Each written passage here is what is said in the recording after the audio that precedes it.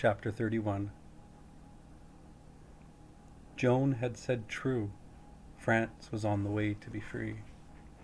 The war called the 100 Years' War was very sick today.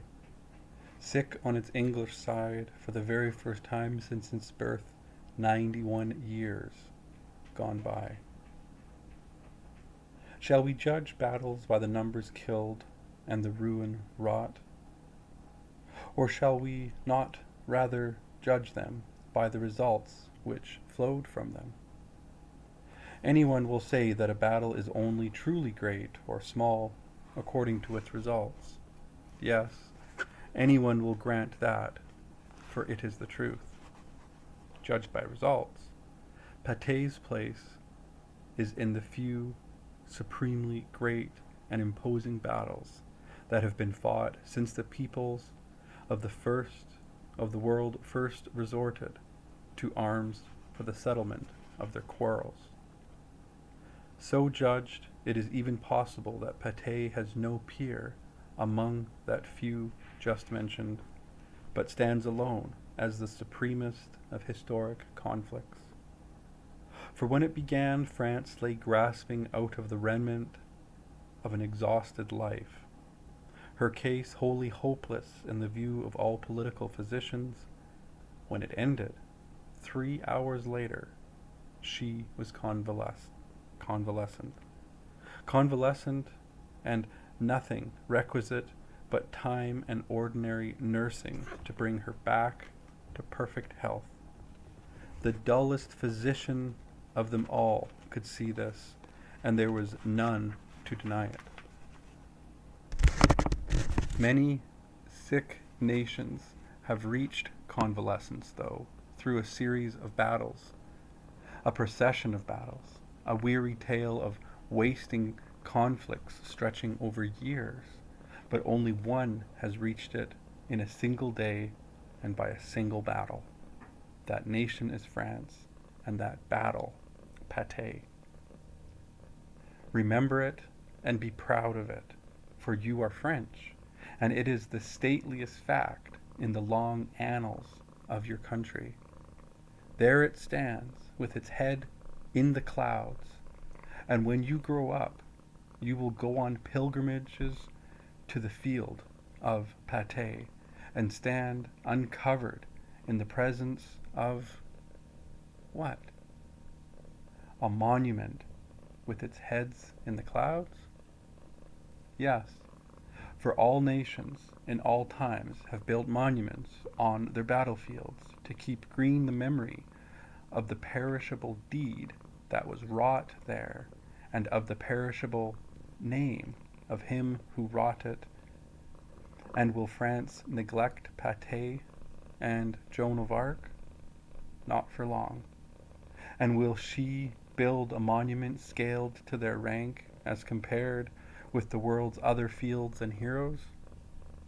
Perhaps, if there be room for it under the arch in the sky. But let us look back a little and consider certain strange and impressive facts. The 100-Year War began in 1337. It raged on and on, year after year and year after year. And at last, England stretched France prone with that fearful blow at Crécy. But she rose and struggled on, year after year, and at last again she went down under another devastating blow, Poitiers. She gathered her crippled strength once more, and the war raged on, and still on, year after year, decade after decade. Children were born, grew up, married, died. The war raged on. Their children, in turn, grew up, married, died. The war raged on. Their children, growing, saw France struck down again, this time under the incredible disaster of Agincourt. And still, the war raged on, year after year. And in time, these children married in their turn. France was a wreck, a ruin, a desolation. The half of it belonged to England, with none to dispute or deny the truth. The other half belonged to nobody. In 3 months would be flying the English flag. The French king was making ready to throw away his crown and flee beyond the seas. Now came the ignorant country maid out of her remote village and confronted this hoary war, this all-consuming conflagration that had swept the land for 3 generations. Then began the briefest and most amazing campaign that is recorded in history. In 7 weeks, it was finished.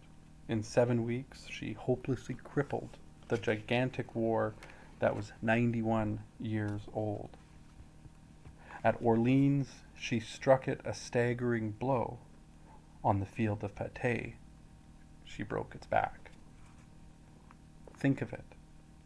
Yes, one can do that, but understand it. That is another matter. None will ever be able to comprehend that stupefying marvel.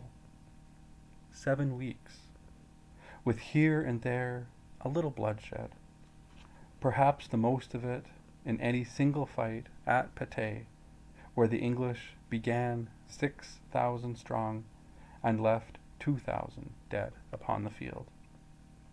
It is said and believed that in 3 battles alone, Crécy, Poitiers, and Agincourt, near 100,000 Frenchmen fell, without counting the 1,000 other fights of that long war. The dead of that war make a mournful, long list, an interminable list.